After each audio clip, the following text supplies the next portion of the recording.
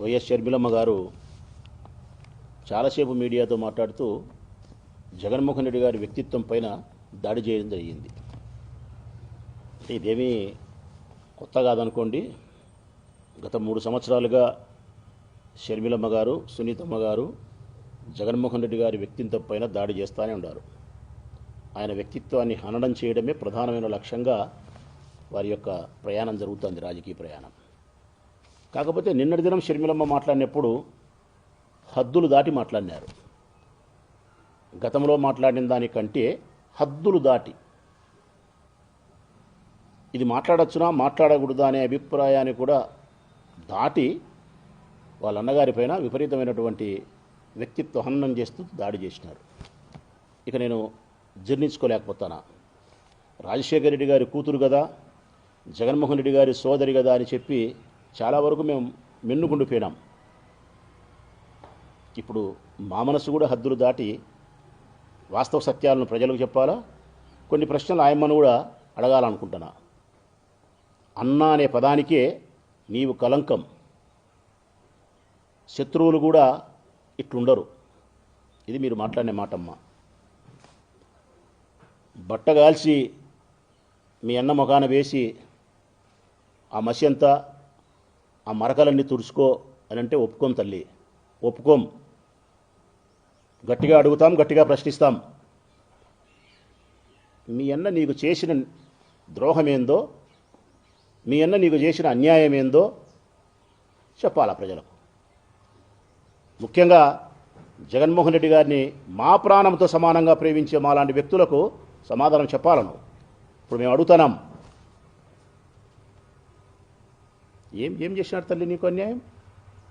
ఇంత వైషమ్యాలు విషము చిమ్మడానికి కారణం ఏం? నీకు అన్యాయం జరిగింది? 4 గోడల మధ్య ఉండే మీ విభేదాలను ఏ కుటుంబంలోనైనా ఉంటాయి తల్లి. ఏ కుటుంబంలో అయినా అన్నా చెల్లెళ్ళ మధ్య, లేకుంటే కుటుంబ సభ్యుల మధ్య, అన్నదమ్ముల మధ్య చిన్న చితక విభేదాలు వస్తే పరిష్కరించుకుంటారు.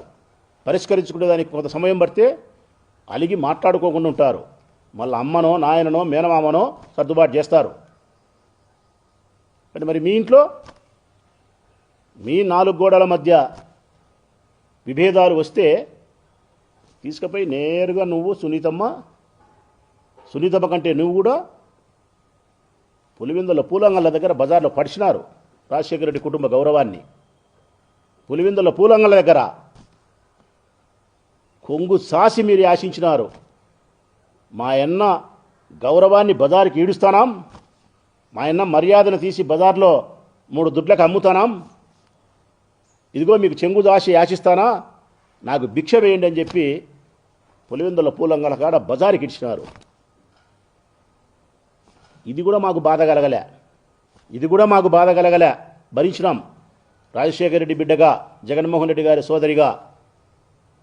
ఇంకా భరించడానికి వీలు లేదంటే కన్నా మీ ఇంట్లో, మన ఇంట్లో, మన ఇంట్లే, మేమందరం మీ కుటుంబ సభ్యులమే.